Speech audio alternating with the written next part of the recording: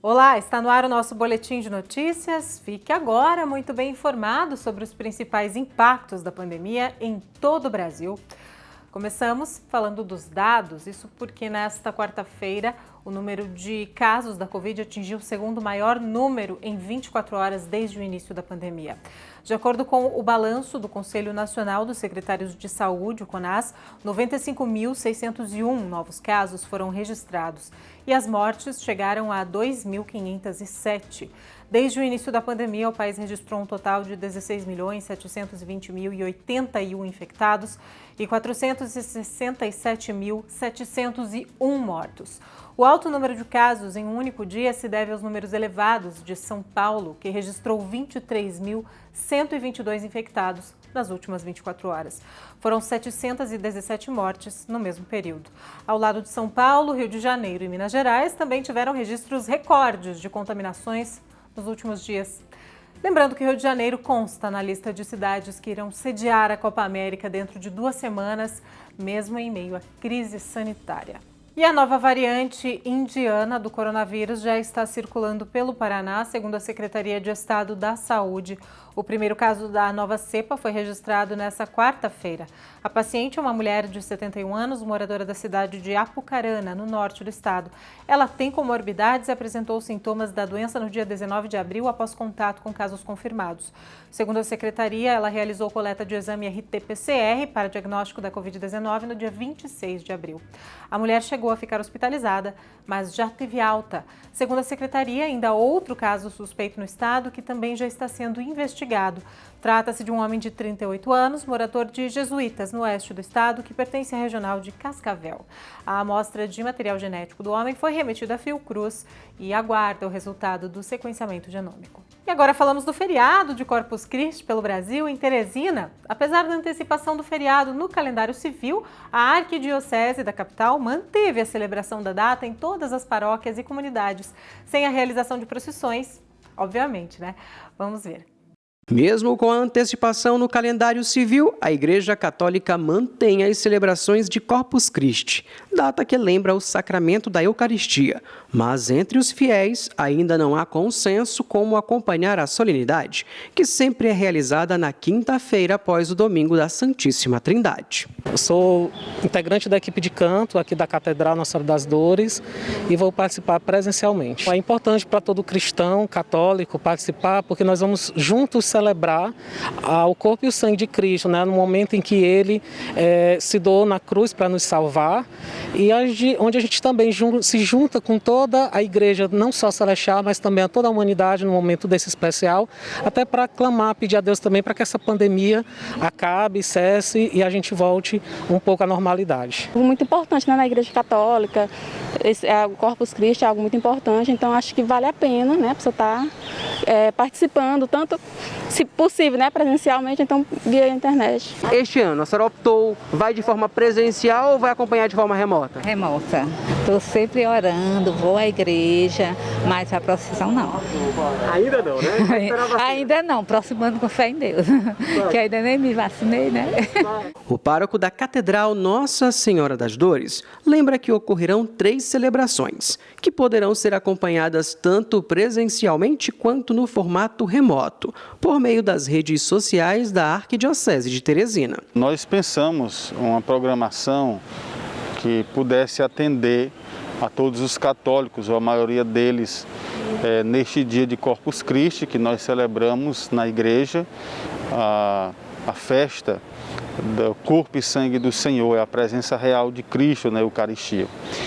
E na Igreja Catedral, nós pensamos 3 celebrações, a primeira pela manhã, às 7h15, a segunda ao meio-dia e a terceira às 17 horas, sendo que a das 17 horas terá a presidência de Dom Jacinto, o arcebispo de Teresina. E a participação será presencial, uma parte, e a outra transmitida pelas mídias da Arquidiocese de Teresina e também pelas mídias da Igreja Catedral.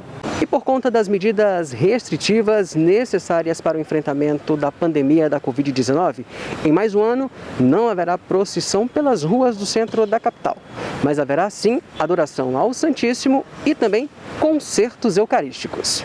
Nós teremos 2 momentos de adoração, após a missa de 7h15 e antes da missa das 17 horas, e no final da tarde um concerto eucarístico aqui. E as outras paróquias de Teresina terão também as suas celebrações. Os horários estão divulgados, cada um em suas mídias também, mas creio que no final da tarde, início da noite, todas as celebrações estarão realizando neste dia a missa de Corpus Christi. Não haverá concentração aqui na Igreja Catedral, mas nas paróquias da cidade de Teresina e também do interior pertencentes à Arquidiocese de Teresina. E apesar das restrições sanitárias, paróquias de todo o país tiveram que usar a criatividade para celebrar o feriado. Em Rio Claro, no interior de São Paulo, fiéis foram convocados a contribuírem, oferecendo os tapetes das suas próprias casas para a tradicional celebração. Veja na reportagem da TV Claré. Mais de 300 imagens dos símbolos católicos confeccionadas com serragem direto no asfalto, que ao serem unidas são transformadas em um espetacular corredor da fé. Esse tradicional tapete de Corpus Christi tem mais de 1.700 metros, mas ficou no passado. Ele enfeitou as ruas da cidade em 2019 e foi o último realizado pela paróquia Nossa Senhora da Aparecida antes da pandemia mudar tudo. A gente pensa exatamente nisso, preparar um caminho lindo para o Cristo, né, na hóstia consagrada, passar por ele. Para evitar aglomeração, o tapete e a procissão não vão acontecer. Mas para continuar com o espírito elevado, é que a liderança das pastorais decidiu trazer o caminho simbólico para dentro da igreja. E de uma forma singela, cada um trouxe de casa um tapete. No começo, a Dona Grácia trouxe o tapete do quarto dos filhos, pensando no tamanho.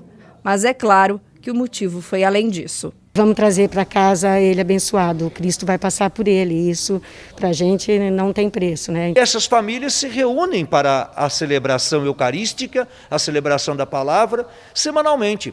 E o que fazem? Tornam-se sacrários de Deus, de Jesus, levam para os seus lares a presença de Jesus.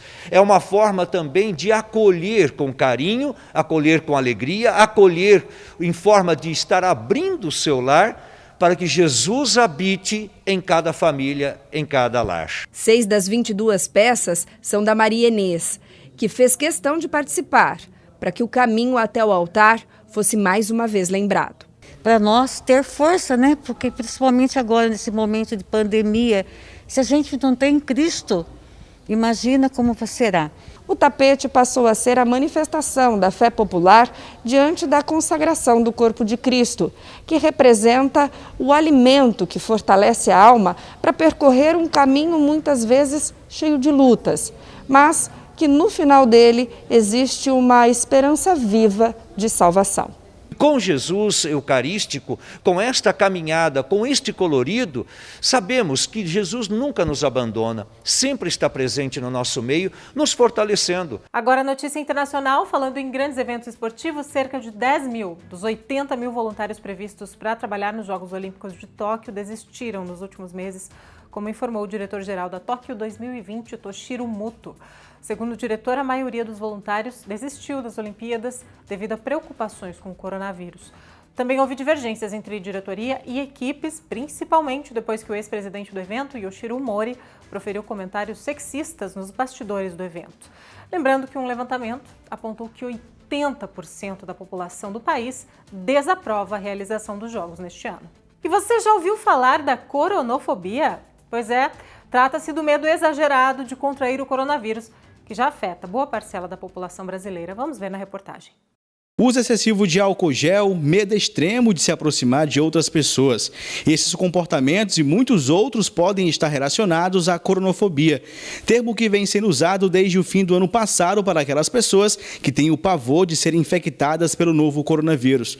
Como a Kelly, que disse ter passado álcool no próprio cabelo depois de sair de uma loja no centro da cidade. Se diz que o coronavírus se pega no ar, né? Então talvez a possibilidade, até chegar em casa com o cabelo com o vírus no cabelo e a gente fica com medo, até prende. Porque temos que preservar nossas vidas como trabalhador, mãe de família.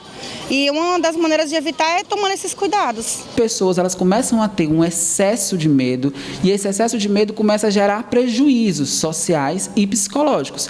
Prejuízos também físicos, por exemplo, o uso de algumas proteções, como o álcool, que pode gerar, dependendo da quantidade, da forma que é usado, alguns machucados, alguns ferimentos na pele, né? Evitar de uma forma excessiva ter qualquer tipo de contato com outras pessoas por medo do contágio, né? De ser contaminado pelo vírus, e entre outros processos psicológicos que também são gerados devido a essa fobia, né? Esse medo excessivo do coronavírus. Essas jovens também relatam o medo diário de serem infectadas e afirmam tomar todos os cuidados necessários. Se eu pudesse me banhar, tomar álcool, eu tava tomando. E os cuidados é usar máscara, o distanciamento, álcool em gel, toda hora, lavar as mãos também, frequentemente, principalmente agora, que tá vindo essa outra onda aí. Recentemente eu perdi minha avó, então todos os cuidados que a gente está tomando é o máximo possível. Álcool em gel, usando máscara e mantendo distanciamento, que é o essencial. Ainda segundo esse psicólogo, durante todo esse período de pandemia foi possível observar o aumento de pessoas com vários tipos de transtornos psicológicos, como a ansiedade e até a depressão. E a coronofobia foi mais uma delas. Por isso é importante ficar atento aos sinais desse comportamento. Quando eu começo a perceber determinadas situações e perceber que por ali eu não tenho um controle das minhas emoções, dos meus comportamentos, das situações em que eu estou vivenciando naquele momento, é de suma importância que eu procure um profissional de saúde mental para que ele possa me auxiliar nesse processo de compreender as minhas emoções, compreender os meus comportamentos, identificar qual é o gatilho, como que eu posso lidar com tudo isso, para que eu possa passar por esse processo de sofrimento que está me gerando nesse momento de uma forma mais tranquila. E reforçar os cuidados sem tantos exageros, esse nunca é demais. A gente tem sempre aquele medo, né, de pegar o coronavírus, aquela correria todo dia a dia, mas sempre se prevenindo, né, álcool em gel sempre, né, e sempre de máscara, e com certeza a gente está sempre se prevenindo, tomando muito líquido, tomando muito suco, na verdade, e também comendo frutas, né, para aumentar o sistema imunológico, para ver se não esse coronavírus, se caso ele vier, né, o sistema imunológico está bem reforçado. E o nosso boletim de notícias fica por aqui, lembrando que você segue muito bem informado ao longo da nossa programação, por isso não saia daí, fique com a gente, é claro, nesse feriado. Se possível, fique em casa.